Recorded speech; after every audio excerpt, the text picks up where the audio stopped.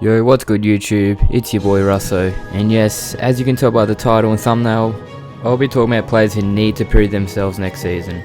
Some of these players have been overlooked because of their contract, their age, injuries. Some of these players are now in new teams, whilst others are now saying they're in the best shape of their careers, so hopes for a rejuvenation of the career, it's still there. It's make or break time for these fellas, so let's get into the vid. And as always, if you do enjoy the video, please be sure to like and subscribe for weekly basketball videos, and help your boy out on the big 1000 sub grind.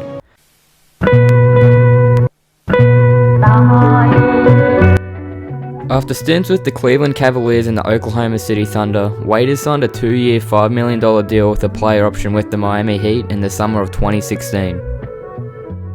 At the time, Miami had just lost legend Dwayne Wade, so Waders was sought as the D-Wade replacement, and he didn't disappoint. Well, at least his first season anyways.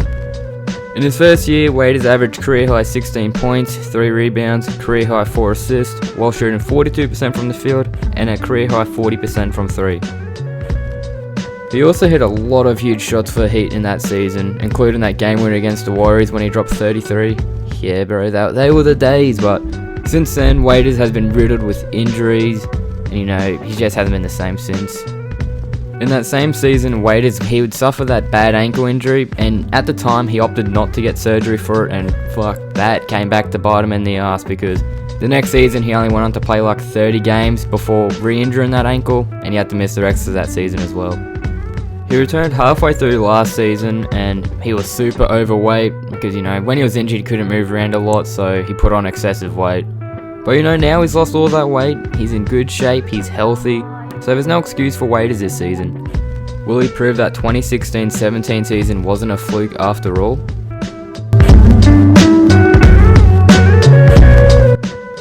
Fultz was drafted with the first pick in 2017 to the Philadelphia 76ers. And it only took 1.5 years later to get traded to the Orlando Magic for Jonathan Simmons and a pick. Yep, that's all it took to get the former number 1 pick.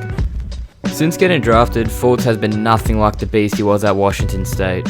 From forgetting how to shoot, to suffering from mental health, to injuries, it's been quite the struggle for Fultz. So much so, he has already been labelled as a bust by many. And, including myself if you watch that video, but anyways, you have to say, if he doesn't find his feet this season, any potential it looks like he had once would officially be out the window. Hopefully a change of scenery and a more prominent role in the Magic's offense might remind us why he was so hyped coming out of college. If he wants to prove all the doubters wrong, this is the season to do it. Plays well, he will make the Sixers regret trading him for Jonathan Simmons. Plays bad, then looks like his potential at best will probably be a role player.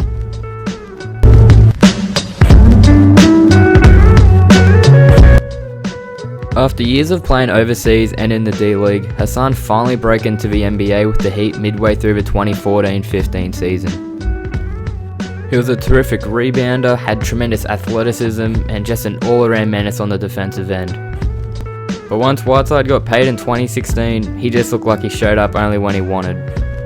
He did lead the league in rebounds in the 2016-17 season, but there were so many games where he just lacked effort. Once the Heat drafted Bam Adebayo in 2017, he was originally just Hassan's backup. But due to Bam having great IQ and always giving 100% effort, it made Eric Spoelstra give Bam the center role over Whiteside. He was left frustrated. So this offseason, the Heat traded into Portland as part of the Jimmy Butler trade, so he'll be the starting center there till Yusuf Nurkic returns. This is Whiteside's contract year, and perhaps playing for a contender in the Trailblazers, he might be more active in his play. But if he still shows the same lackluster effort like he has in the last few seasons, he probably won't get an offer above $16 million in free agency next year. So if Whiteside wants to prove the Heat wrong, he has to live up to his words of being one of the better centers in the league and show out in Portland. I'm being serious, he actually said that once after complaining about his minutes. The man would complain about his minutes, cause he was shit. Like, bro, stop being a bitch and be a fucking team player, LMAO.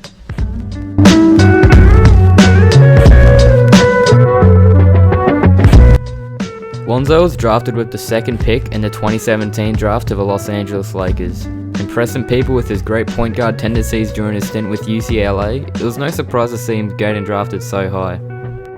But since getting drafted, he hasn't quite lived up to all the hype his dad put on his shoulders. Sure, he's shown flashes of one day perhaps becoming someone who could average 10 assists, but we haven't seen it enough on a consistent basis. From his rookie season, his numbers did dip in his sophomore year, but that's because LeBron James became the vocal point of the Lakers offense, so now he's the starting point guard on the New Orleans Pelicans. We'll definitely see his best year yet out of him. Granted, he stays healthy, of course. Not to mention his game will complement Zion's game so well, so that's going to be a very fun duo to watch. Another important thing, Lonzo has to improve on his shooting percentages. For a guard to be shooting 42% from the line, that is fucking shocking considering you have DeAndre Jordan shooting around 77% nowadays. He's shown potential from 3, evident by shooting above 40% in college from downtown. He just has to translate that to the big leagues now, so no excuses for Lonzo this season. If he doesn't show great improvements in his shooting, we may just be looking at the great next defensive playmaking guard. Which it isn't bad, but certainly not what people anticipated when he got drafted. He was getting compared to Magic Johnson, for crying out loud, like, come on bro.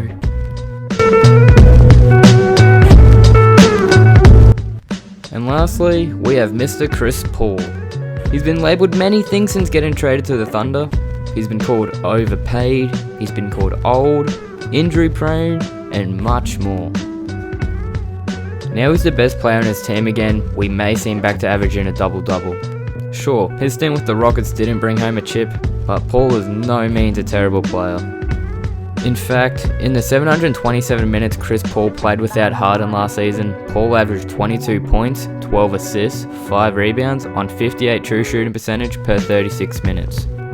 So obviously his production dipped once he started playing with someone who's led the league in usage rate the last few years in James Harden, but Paul is now the first option again, so it's now the perfect time to prove the doubters wrong and prove why he's still a top 10 point guard in the league. His contract, it's not the prettiest, in fact, you could say it's the worst in the league, but this is the season to show why he shouldn't be receiving some of the disrespect that he is getting. At the end of the day, it's still Chris Paul, still top 5 point guard, he might be 34 going on 35, but the man, he can still give you buckets. Anyways fellas, that's going to do it for me. If you did go on to enjoy the video, please be sure to leave a like, please be sure to sub to your boy. We're grinding that big road to 1,000 subs. You want to help, hit that subscribe button. Weekly basketball videos, grind don't stop, road to 1,000 subs. Peace.